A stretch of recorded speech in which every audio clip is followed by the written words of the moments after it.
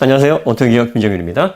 아이오닉 5 EV6가 세계 올해차, 유럽 올해차, 독일, 영국 할 것 없이 현재 전기차 시장을 휩쓸고 있는 이유, 상이라는 상을 왜 다 타고 있는가? 두 번째 이유입니다.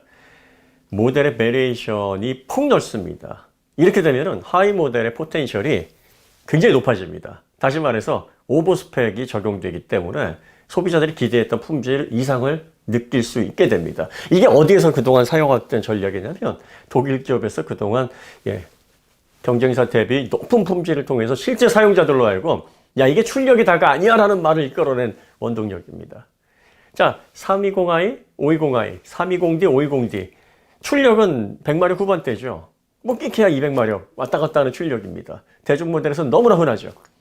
그런데 이런 차들이 실제로 스티어링 휠을 잡아보면 오너들이 뭐라 그러냐면 완전히 달라. 완전히 달라. 그 말이 맞아요. 빈틈이 없습니다.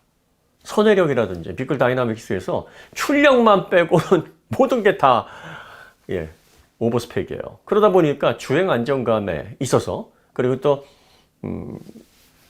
와인딩에서의 재미 이런 것들이 상상 이상입니다. 기대 이상입니다.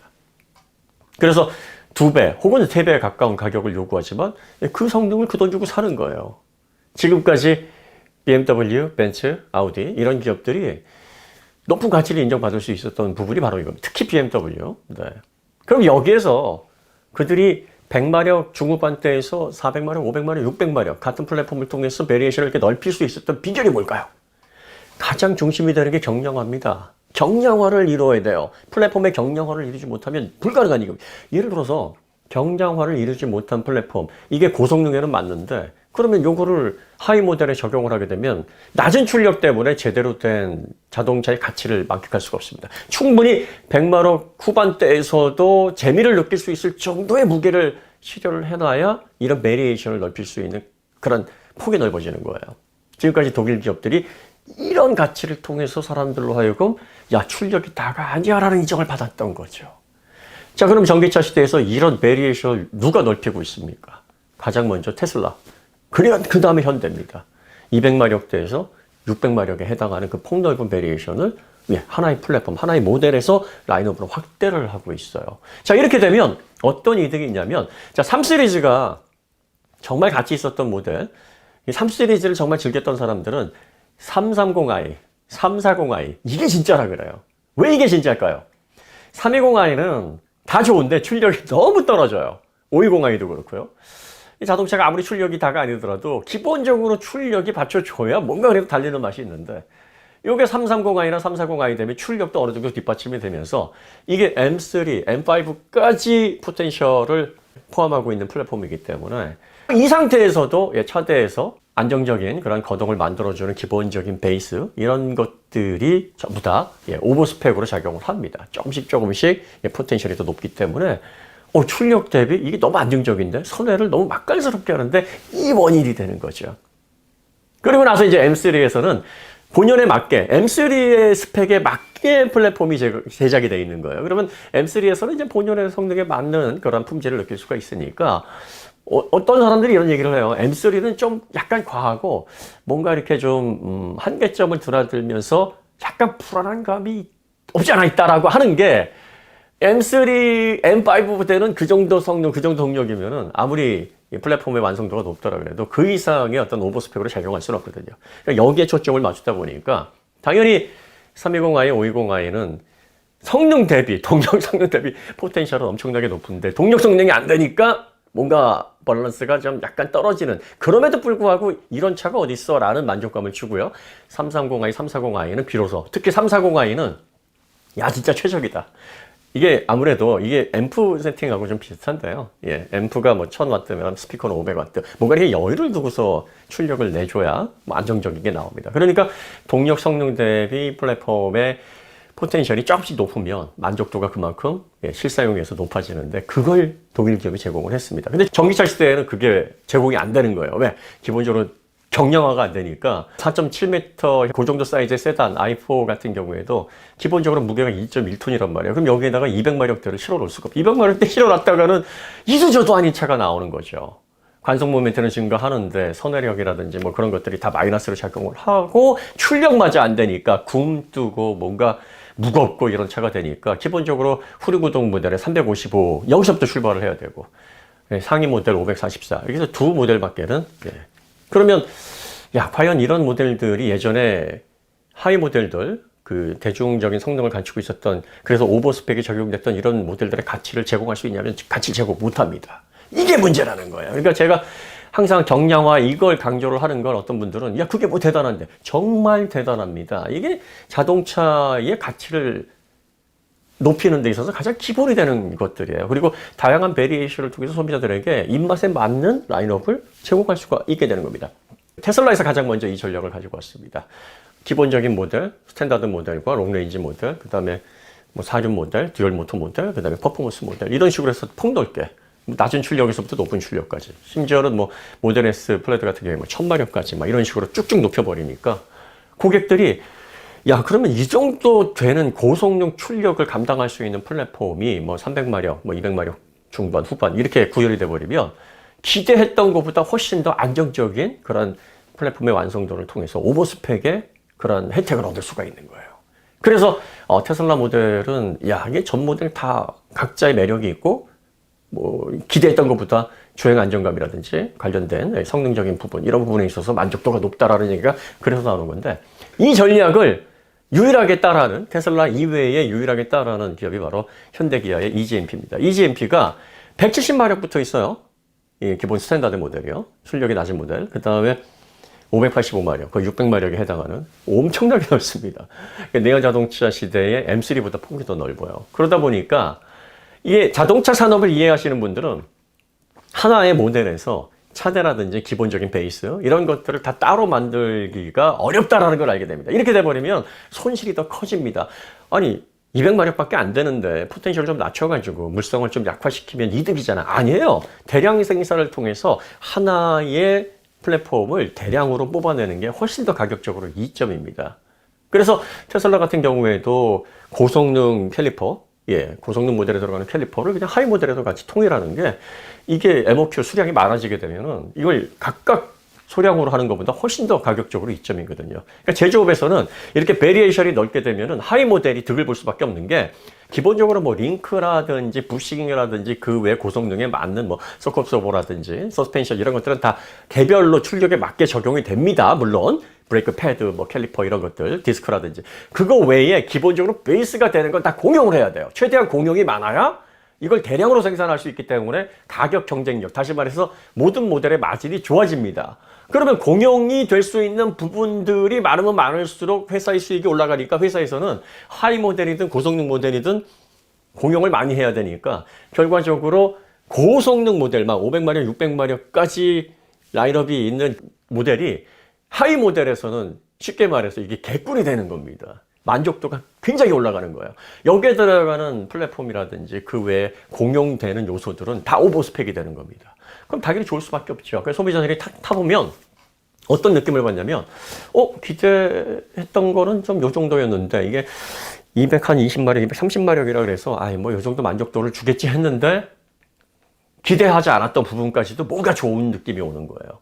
그러니까 전문가들은 왜 좋은지 뭐 수치적으로 이미 알아본 사람들은 이래서 이런 부분들이 좀 차별성이 있겠구나라고 예상을 하는데 일반 소비자들은 그런 정보가 없어도 뭔가 꽉 짜여진 듯하고 빈틈이 없는 듯하고 뭔가 정교하게 움직이는 것 같은 그런 느낌을 하이 모델에서 받게 되니까 한 200, 300마력의 포텐셜로 제작이 돼서 딱 그 모델만 내는 모델하고 확실하게 품질 차이를 내는 겁니다. 그래서 이런 EGMP에 기반한 아이오닉 5라든지 EV6가 이 품평단이라든지 기사단들에게 실제로 타보니까 정말 그런 포텐셜이 높고 굉장히 잘 만들어진 모델이다라는 그런 평가를 그래서 받는 거예요. 대표적인 예가 IDA입니다. Integrated Drive Axle. 이게 대중 모델에서 지난 130년 동안 처음 시도되는 방식이에요. 이거 레이스카에 적용됐던 거거든요. 혹은 슈퍼카. 뭐냐면 전륜의 드라이브 샤프트 이거와 휠의 허브 베어링을 일체형으로 만들어버리는 겁니다. 원래는 이게 각각의 부품이어가지고 두 개의 부품으로 만들어서 결합을 시키는 건데 아예 이걸 제조할 때 한 덩어리로 만드는 거예요. 이 한 덩어리로 만들게 되면 어떤 이점이 있냐면 아무래도 두 개의 부품을 붙이게 되면 미세한 간극이 발생하게 되는데 이 미세한 간극은 일상 주행에는 크게 차이가 나지는 않아요. 하지만 급격한 거동을 해야 되는, 그러니까 횡재를 많이 받는 구간, 디렉셔널 리스판스 부분에서 명확한 움직임이 있어야 되는 이런 순간에는 확실하게 차이를 냅니다. 기능 통합형 드라이브 엑셀이라고 하는 건데, 이게 적용된 차와 적용되지 않은 차 동일 출력을 기반으로 해서 인재를 기반으로 해서 서킷을 돌게 되면 대략적으로 이 코너를 돌아 나갈 때의 그 선회력의 차이로 인해서 2초 정도의 차이를 낸다. 아반떼 N을 기준으로 해서 그 정도 데이터가 나온다고 합니다. 그러면 이 드라이브 엑셀 통합형으로 해서 만드는 거와 이걸 두 개를 결합하는 거, 비용 차이가 꽤 많이 나거든요. 그러면 이제 고성능 모델에는 이게 아무래도 출력이 585마력을 감당해야 되니까 이런 게 필요하겠죠? 그러면 이제 하위 모델에는 필요가 없잖아요. 그러면 두 개로 운영하면 되지 않겠습니까? 그런데 이게 자동차를 제작할 때 하나의 모델에서 부품을 두 가지로 나누게 되면 이게 더 비용이 많이 들어가니까 아예 고성능 모델에 만든 IDA, Integrated Drive Axle, 요거를 그냥 전체 라인업에 다 뿌려버리는 거예요. 그렇게 되면은 200마력은 사실 그게 필요가 없거든요. 220마력, 230마력에 IDA가 왜 필요합니까? 그런데 들어가 있는 겁니다. 그런데 오버스펙은 언제나 옳습니다. 오버스펙은 언제나 소비자들에게 득이 되는 거죠. 뭐 그렇게 급격한 거동을 할 일은 없지만 혹시 회피해야 될 때, 혹시 빠르게 방향 전환을 해야 될 때 이게 빈틈없이 작용을 해주니까 안정감이 그만큼 높아지고 이게 생각보다 잘 움직이고 칼같이 이렇게 반응이 빠릿빠릿하네. 소비자들에게 이런 감각으로 전해줘서 생각보다 이거 참 좋은데 라는 느낌을 만들어 주는 거예요. 다른 것도 마찬가지입니다. 실리콘 카바이드 파워 반도체 이런 것도요. 사실 200, 250, 300 이런 출력의 차에서는 크게 이게 뭐 차이를 낸다 이렇게 보기는 사실 어렵습니다. 근데 이게 어디에서 차이를 내냐면 고출력 모델에서 빠르게 전력을 소비하게 될 때 전압 강화. 이게 전압 강화가 뭐냐면요. 이게 직류에서는 저항, 그 다음에 교류에서 임피던스, 손실이에요. 이걸 어떻게 잘 제어하느냐에 따라서 주행거리라든지, 그 다음에 뭐 전력관리 이런 것들이 다 좌지우지 되는데, 이 실리콘 카바이드처럼 스위칭 시 손실이 적은, 그러면서 효율적으로 열을 잘 견딜 수 있는 이러한 소재의 파워 반도체들이 들어가게 되면은 그 효율이 조금씩 높아지니까 고성능 모델에서 조금 더 배터리를 덜 쓰더라도 회생제동도 더 원활하게 할 수 있고, 회생제동 시 들어오는 직류, 요것들 직류를 바꿔가지고 해야 되는데 여기에 저항 발생하고요. 교류 모터에서 주파수로 제어하게 되면은 요 임피던스에 뭐 리액턴스 개념도 있고, 뭐 캐패시턴스, 뭐 복잡한 이런 제어들이 많이 들어가고, 그 다음에 고회전 시 약계자 제어. 정말 제어해야 될 게 너무너무 많아요. 이런 것들이 조금씩 다 형성이 되는. 그래서 고성능 모델에 필요한 건데, 이것도 인버터 PCB에 들어가는 파워 모듈을 IGBT를 쓰는데, 하나는 실리콘, 하나는 실리콘 카바이드 이런 식으로 나눠버리면 이것도 손실이라는 거죠. 그러니까 아예 그냥 고성능 모델에 맞춰가지고 그냥 하나로 통일해버려. 이렇게 되는 거예요. 자, 그 다음에 통합형 쿨링 시스템, 인테그레이티드 쿨링 시스템. 이것도 감속기 오일로 모터까지 해주는 건데, 사실 200~300마력에서 필요가 없어요, 이게. 그렇게 많이 열이 안 납니다. 이런 것들은 한 500마력, 600마력 되면 이제 정말 위력적으로 큰 결과 차이를 냅니다. 근데 이것도 별도로 이렇게 두 가지를, 통합 쿨링 시스템 필요 없는데 이건 나누자 하게 되면 또 이거나 시켜야 되잖아요. 이것도 비용 증가입니다. 그러니까 고성능 모델에 맞춰서 이거 설계해 놓고, 이거 580마력, 600마력 내야 되니까 여기에 맞춰 설치해 놓고, 뭐 170마력, 230마력이 또 싫어! 그러면 이런 차를 선택하는 사람들은, 이거 뭐, 그냥 통합형으로 안 해도 쿨링 잘 되는 그 정도 출력인데, 통합형으로 해서 이렇게 들어가니까, 이거 뭐 열받을 일이 없는 거예요. 이런 것들이 다 조금씩 올라가서 전반적으로 대중적인 출력의 모델을 구입하는 사람에게는 이거 뭐 생각보다 되게 좋은데 라는 느낌을 만들어주는 거고, 자동차를 잘 모르는 사람도 뭔가 잘 짜여지고 뭔가 빈틈이 없고 뭔가 괜찮다라는 느낌을 받게 하는 겁니다. 자, 현대에서 이렇게 베리에이션을 폭넓게 할 수 있었던 건 전기차 가운데서 지금 가장 가벼운 i6-5 모델이 1.83톤이에요. 그 후륜 모델 기반으로 해가지고 출력, 좀 배터리 용량 작은 게. 그 다음에 이제 한 1.94톤. 그 다음에 이제 4륜 모델 해가지고 요게 한 2020, 2030 그 정도입니다. 그러니까 비슷한 사이즈의 전기차 가운데서는 가장 경량화가 테슬라 다음으로 잘 돼 있습니다. 그러니까 밸리에이션을 높이기가 좋은 거예요. 요 정도 무게면은 1.83톤 정도면은 한 170마력 얹어놔도 성능에 크게 문제는 없을 것 같고, 다른 것들도 다 오버스펙이니까 부족하다는 느낌 안 들 거야. 마치 과거의 3 시리즈가 뭐 185마력 뭐 요 정도 320i 그 정도 출력이 얹어져 있지만 그걸 딱 짚는 사람에게는 너무나 만족스러운 차였거든요. 그 사이즈, 그 출력의 자동차에서는 느낄 수 없었던 만족도를 제공했던 것처럼 지금 아이오닉 5 EV6가 그런 입장입니다. 그러니까 고객들이 혹은 평단에서 기자들이 타보고서 이건 뭔가 다른데라는 느낌을 안 받을래? 안 받을 수가 없는 거예요.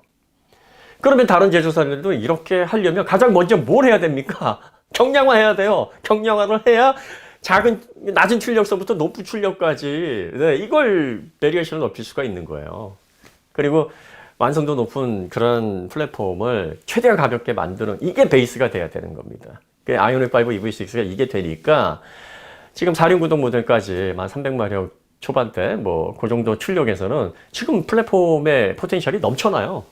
그러니까 이거 타보고서 진짜 좋은데 라는 평가가 그래서 나오는 겁니다. 이게 뭐든지 여러분들이 그 숫자 이런 것들에 저희가 자꾸 강조를 하는 이유가 이런 것들은 다 수치를 통해서 이렇구나.